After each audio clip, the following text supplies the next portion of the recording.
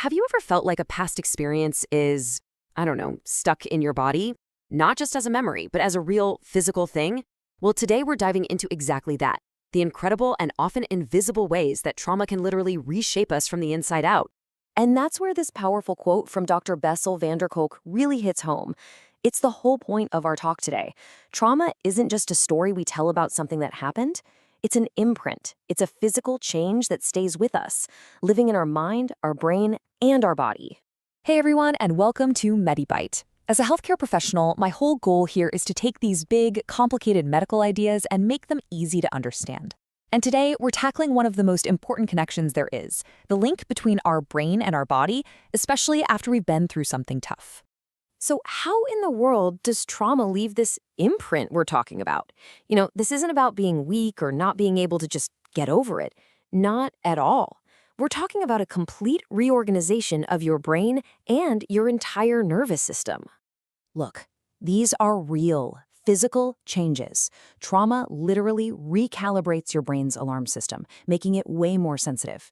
It keeps stress hormones like cortisol pumping through you long after any danger is gone.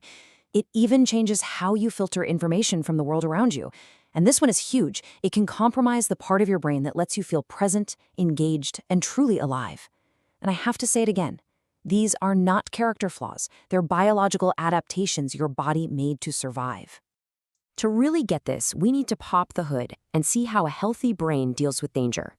Imagine all the information coming into your brain hits a fork in the road. Okay, so check this out. Everything you see, hear, and feel comes into your brain and first hits a spot called the thalamus. Let's call the thalamus the cook in the kitchen.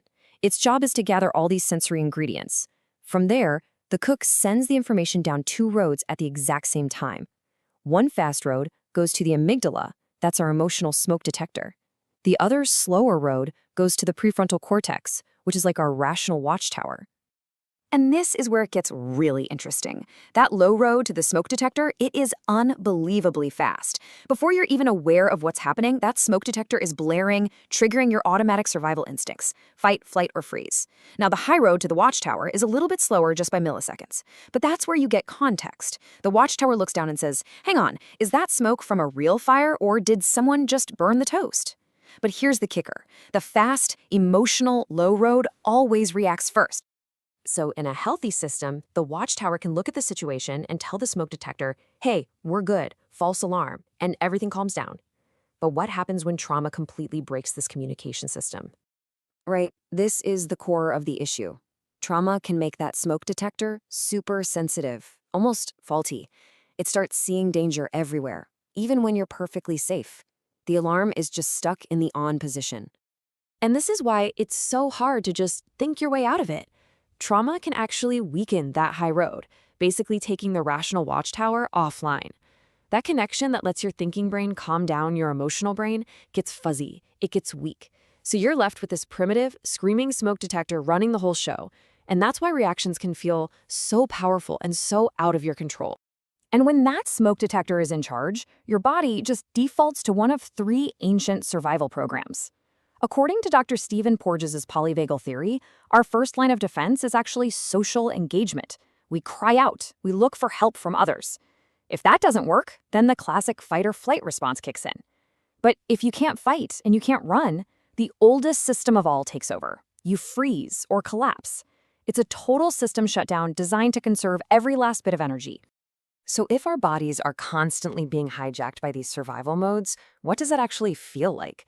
This isn't just some abstract idea. It creates a very real, very physical, inner world that often we just don't have the words for. It can lead to a condition with a very complicated name, alexithymia. Basically, to cope with those overwhelming feelings of terror or rage, people learn to just numb out. They disconnect from their own bodies. And the really tragic result is they can lose the ability to even know what they're feeling. They might feel a tightness in their chest, but they have no idea that that feeling is actually sadness or fear. And here's the thing, when all that survival energy and emotion gets pushed down with nowhere to go, it doesn't just vanish. The body keeps the score. That trapped energy can show up as chronic pain, fibromyalgia, migraines, all sorts of digestive issues, even autoimmune diseases. Your body is basically screaming for help, but the conscious mind has forgotten how to speak its language. Okay, so if the problem is rooted deep in the body, in these faulty alarms and trapped sensations, then it just makes sense that healing has to involve the body too. So, how do we start to fix this broken body brain connection? Well, there are two main paths. Top-down approaches use our rational brain, the watchtower. This is your classic talk therapy, where we try to make sense of what happened, and it's incredibly important. But it's often not enough for trauma, because just talking doesn't always quiet that screaming smoke detector. That's where bottom-up comes in. This approach bypasses the thinking brain and works directly with the body, using things like breath, movement, and touch to literally recalibrate the nervous system from the ground up. So how do you even start this bottom-up process? It can begin with something really simple. First, just practice noticing. What are the physical sensations in your body right now? No judgment, just notice. Second, try to name what you feel. Not I feel anxious, but I feel a buzzing in my stomach or heat in my neck. Just the raw data. And third, and this is the really challenging part, you learn to befriend these sensations. You get curious about them instead of trying to make them go away. You treat them like messengers, not enemies. And that really brings us to the final thought I want to leave you with. Healing from trauma isn't about forgetting what happened. It's about coming back home to your body. It's about feeling like you're in the driver's seat of yourself again. And maybe, just maybe, that entire journey begins with the simple act of listening to what your body has been trying to tell you all along. Thank you so much for joining me for this MediByte Explainer. If you found this useful, please hit that like button, share it with someone who might need it, and subscribe for more deep dives into the science of our health. We'll see you next time.